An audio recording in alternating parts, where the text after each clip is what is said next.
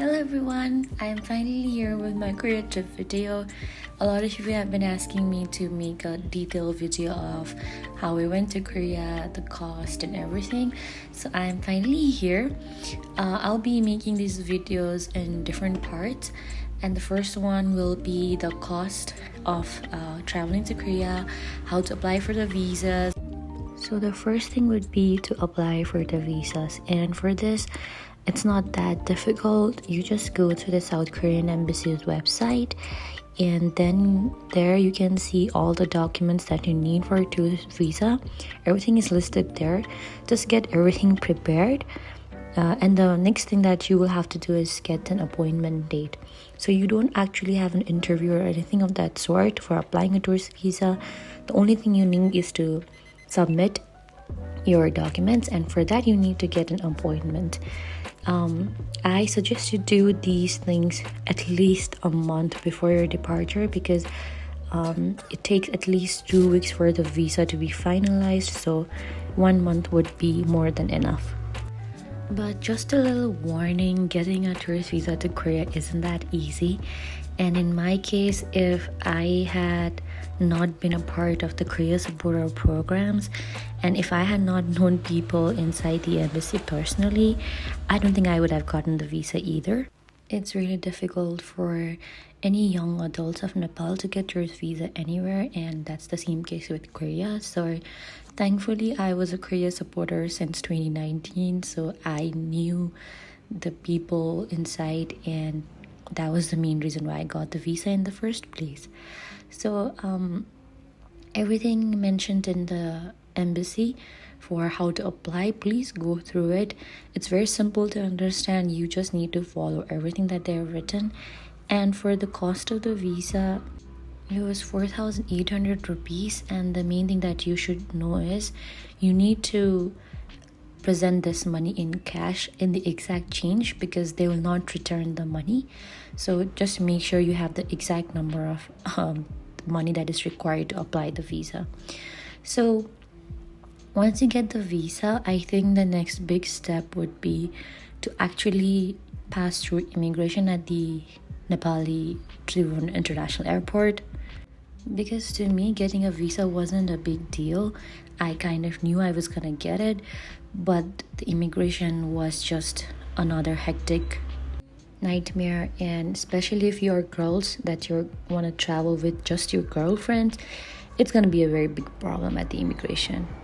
And even more if you are underage, then it's just a big no-no. You are gonna get stopped at the immigration and they're gonna send you back home.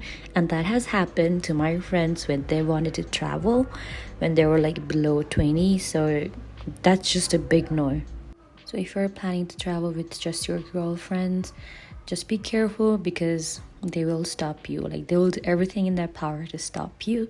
So just keep that in mind. The next thing will be the cost of actually traveling to Korea, and I will be giving you the cost in US dollars, because that's the way we paid, because my friend had a US based credit card, and that's the best way to travel, because in Korea there are like 90% of the places they won't accept cash. You will need a card. Though they accept cash, they will be very hesitant. They will prefer cards. So yeah, I suggest you have some credit cards of your relatives or anything if you want to travel. And the credit cards of Nepal won't work. There is something called like a dollar card that you can make when you're traveling, but it only has a limit of $1,500, so that won't be enough. So my total cost of traveling to Korea came to be about 4,000 US dollars, and this included the flight tickets, the hotels, the money to pay for my food, like going around, transportation, like entry fee to different places. Everything was covered within the $4,000 limit, and this was for 12 days in Korea. Now, mind you, the transportation cost is one of the main places where you will be spending money. And though they have like cheaper modes of transportation like the bus or the subway, it's gonna take you a long time to get used to how to ride a subway or a bus, because we got lost in both of those transportation modes. So we stuck to getting taxis everywhere, which is very easy. But if you're traveling alone, this will cost you a lot more, because the taxi rides, we were able to like divide the cost between the three of us, so that way it was cheaper, and it was somewhat similar to riding a subway. And the thing with the subways are, they don't take you to the exact locations, right? So for example, you need to go to Namsan Tower. The subway is not going to take you to exactly Namsan Tower. It'll take you to a station near to Namsan Tower, so you'll have to walk again, and you might not be able to find your way. So I think taxis were the best way for tourists to travel in Korea. And even though the rates weren't that expensive, it was similar to riding a taxi in Nepal, but it'll add up because you will be going to like 3 or 4 different places in one day, and going back and forth, you will be spending a lot of money on taxis. So keep that in mind. And also the flight tickets that we got were pretty cheap, because we didn't get the direct flight. It was not available. We had a transit through Thailand. We had a 6 hours transit. All together, it took exactly like around 24 hours to reach Korea, because we had a 3-hour flights from here to Thailand, Bangkok. Then we had a 6-hour transit there, and another 6-hour flight to Korea. It was a very long flight, and I don't think I'll suggest people to do this transit, because it really took a toll on our body.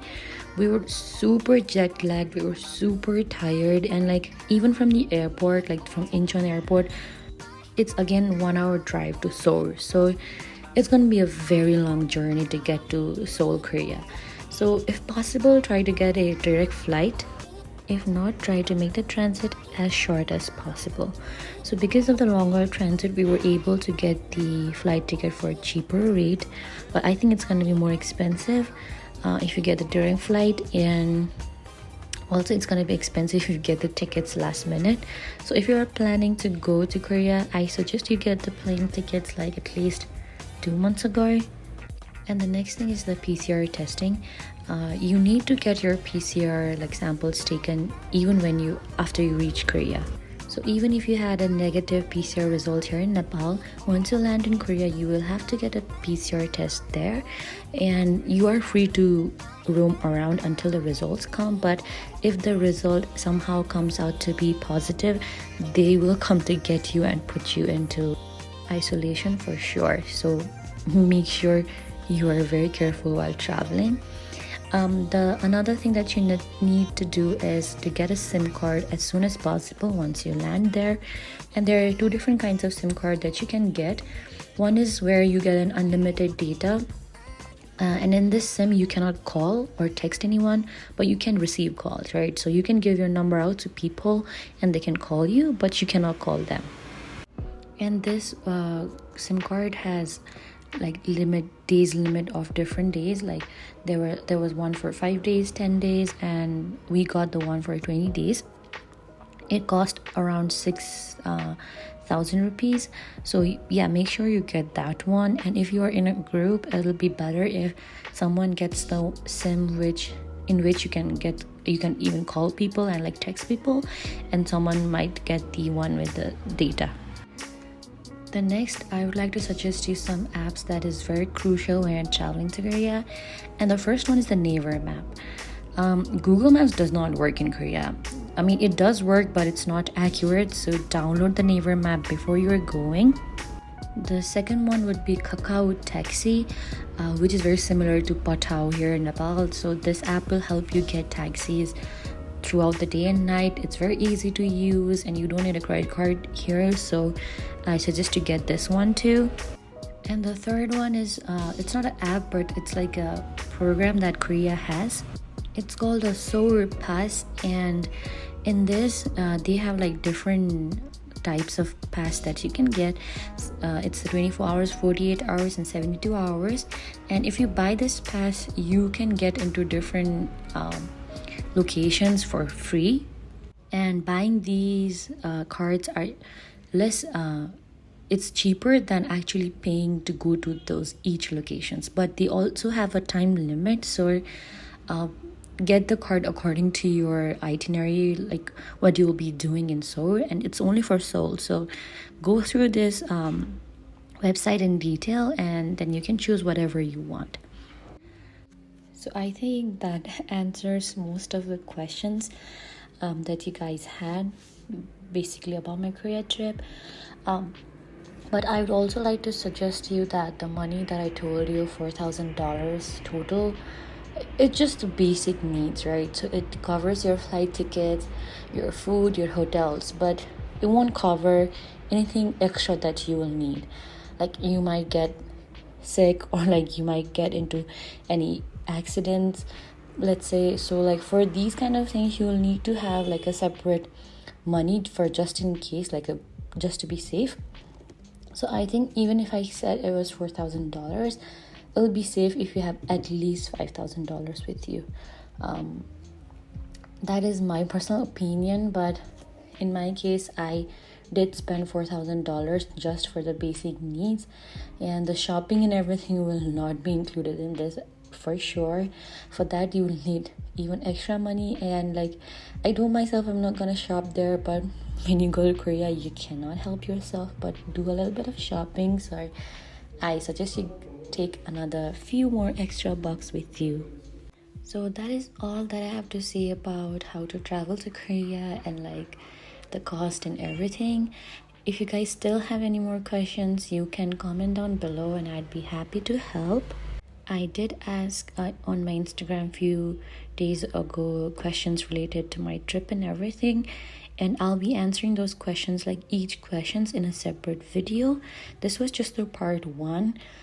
In part 2, I will explain how I got TXT concert tickets and how was the concert in person. I'll tell you in detail. So see you in part 2. Bye.